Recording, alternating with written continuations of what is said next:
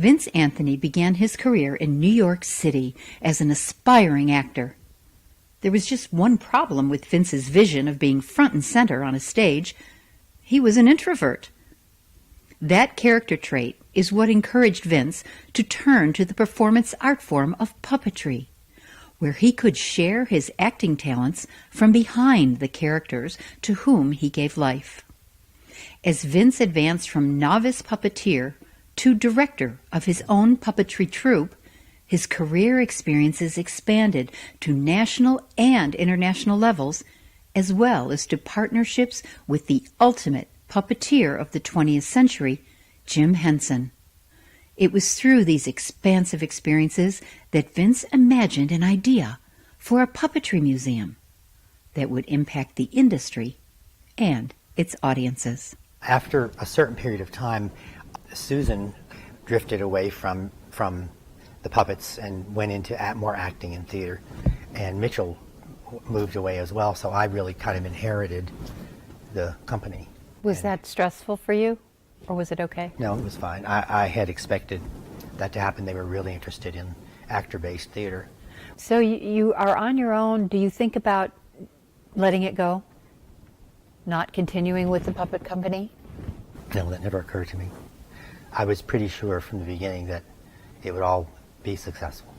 I mean, it sounds boastful to say that, but I never doubted that it would work out. Early on, I wanted a home season here in Atlanta. I decided that it would be good to have a season here in Atlanta so that the Atlanta community would get to know who we were, who this company was and what we were doing, and as well as the touring.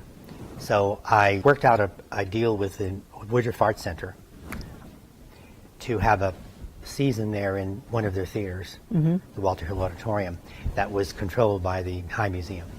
Okay. So we actually had a season here in Atlanta, and then the touring season, and I did both. I basically did both, and I created, at the time, 2-person shows, so I'd only have to hire another person to be able to handle all of this with me. And did a season at the Woodruff, you said?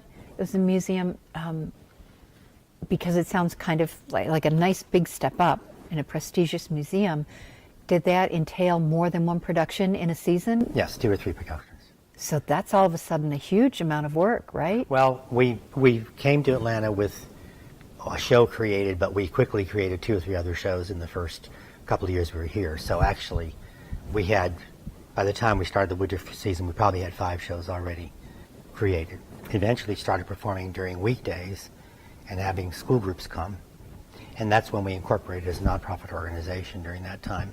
So that was all during the 70s. And I'm leading up to the late 70s because at that same time I was very active in the National Puppetry Association, Puppeteers of America, and became the president in the mid-70s. And we were working on a very large international festival in Washington, D.C. It was a huge project that the Puppeteers of America and UNIMA USA, the American branch of the International Association, were collaborating on. What a year to be president. Yeah, what a time to be president. It was amazing.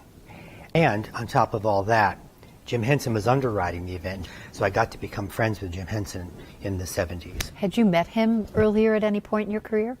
No, I hadn't met him before I got involved with the National Association and before this planning of this event. Was it kind of like meeting the Holy Grail to meet him? Yeah, it was, you know, he was awe-inspiring even to anybody, and he's always been awe-inspiring. And during the planning of the event, the International Association has a festival in a different country every 4 years. And this was the first and only time they would come to the United States. We invited them to come. So we were planning this giant, huge, I think it was 10-day event. We were actually renting spaces throughout the Kennedy Center. Almost the entire Kennedy Center was being used by us for spaces for different performances from around the world. We organized 2 huge exhibits, one at the Corcoran Gallery and the other one at the Smithsonian. The Corcoran Gallery exhibit was eventually going to tour the United States after this. Mm-hmm. We organized an education event at the Kennedy Center as well, and then we housed everyone. People were coming from all over the world. We housed everyone at Georgetown University. So coming back to this idea for the center, we also had these elements in play. We had museum exhibits. We had performances from around the world. We had an education component for teachers.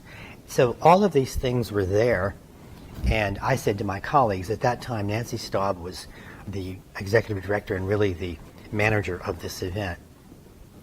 And Ella Lou Curtin, at the time, was the head of the American branch of the International Association.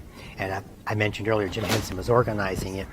I said to my colleagues, what about a center that focuses on all these elements, all these things we're putting together for Washington, coming together at a center that is ongoing, so that these things happen on a regular basis in a location in the United States that maybe even sends some activities out around the country. So that's kind of how the idea was born, how the center idea was born. It was so wise, all that time and effort and work just to see it go away after one concentrated week or whatever it was. Yeah, and it all made sense because these are all the elements of puppetry that are really important to most people in the world. The objects are the essence of the art form.